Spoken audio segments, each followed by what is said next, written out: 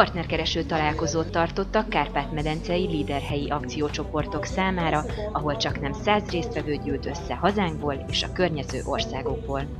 Az eseményt a Vidékfejlesztési és a Nemzetgazdasági Minisztérium, valamint a Magyar Nemzeti Vidéki Hálózat közösen szervezte. A 3 napos esemény legfőbb célja, hogy a résztvevő szervezetek képviselői új partnereket találjanak az együttműködéseikhez, és a már meglévő partnerek akár konkrét együttműködési javaslatokat fogalmazzanak meg.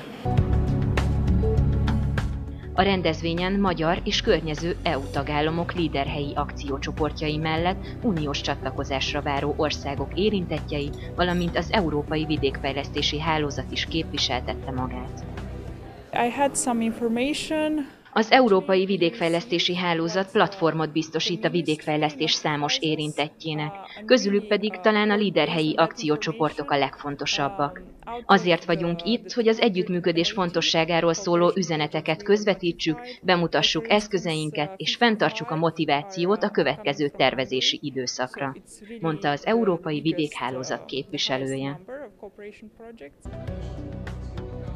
A rendezvény első délelőttjén előadások igyekeztek segítséget nyújtani az együttműködéshez. Többek között bemutatkozott a Kárpát-régió üzleti hálózat, amely különféle szolgáltatásokkal támogatja a térségi kapcsolatok építését. A délutáni és a másnapi program már a konkrét együttműködések kialakításának jegyében telt. Csoportos műhelybeszélgetések segítették a közös témák, kapcsolódási pontok megtalálását.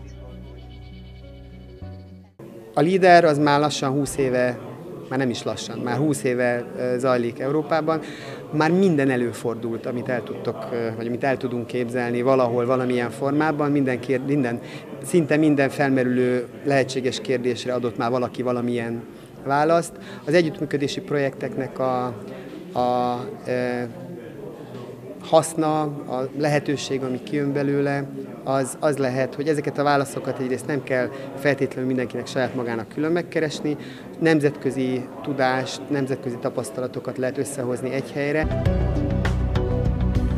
A résztvevők nagy többsége valóban új kapcsolatokkal, közös projektekkel gazdagodva térhetett haza.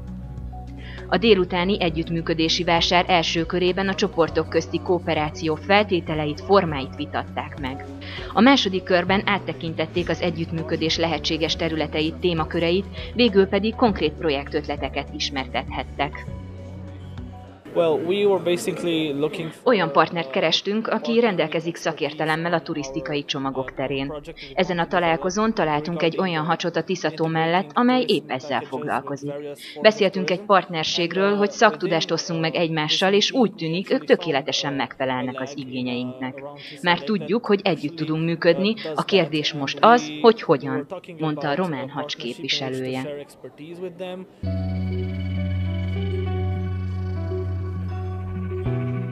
Nagyon eredményesnek tartjuk ezt a találkozót. Találtunk egy székelyföldi akciócsoportot, akikkel már le is ültünk tárgyalni, valószínűleg turizmuson, helyi terméken alapuló együttműködés lesz, illetve egy dunántúli akciócsoport, hazai akciócsoporttal egy 3-as együttműködésben próbálnánk egy projektet.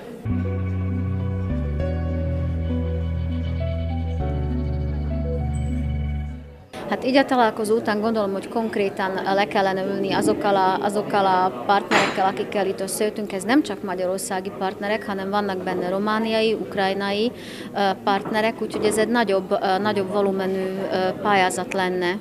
És minden esetre folytatni kell, hogy ez most egy ilyen ötlet volt, és ezt további találkozókon kellene szétszedni és bővíteni. Az együttműködésnek a 2014-ben induló új uniós tervezési időszak is más formát adhat. Az uniós agrár- és vidékfejlesztés reformja újfajta lehetőségeket nyithat meg a közös projektek előtt. Az elmúlt évtizedben a vidékfejlesztés a mezőgazdasági támogatások fogságába vergődött, és tulajdonképpen 2014-től lesz lehetősége Magyarországnak arra, hogy onnan kiemelje, és a saját tágabb vonatkozásaival behelyezze. Ez azért nagyon fontos, mert a térségfejlesztés, gazdaságfejlesztés és a vidékfejlesztés között Létre kell végrehozni azt a kapcsolatot, hogy a falvaink megfelelő piacot találhassanak a városba. Ez egy olyan újító hozzáállást igényel, ami bizony szokatlan megoldásokat kell, hogy jelentsen az EU támogatások területén is.